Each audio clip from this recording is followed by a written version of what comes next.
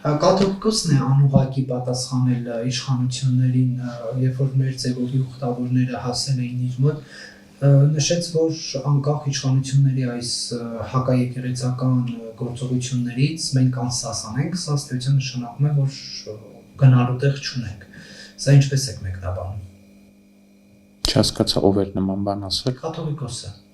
Ով։ Կաթողիկոսը։ Կաթյունե Կտրիշ Ներսիսյանը երևի։ Հա, Կտրիշ Ներսիսյանը տեսա, որ նման։ Երկրորդ կաթողիկոսն ես։ Հասկացա, Կաթյունե Կտրիշ Ներսիսյանը, չգիտեմ, Կտրիշ Ներսիսյանը պարբերաբար շատ բաներ է հայտարարում, բայց դրանց ինչքանով է լուրջ արձագանքել է, այդպես չեմ կարծում։ Օրինակ,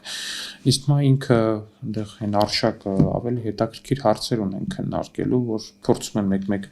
հոգևոր արժեքներից կամ ինչ-որ հոգևոր հարցերից խոսալ, շատ մեծ վանում առաջանում մարդկանց մոտ։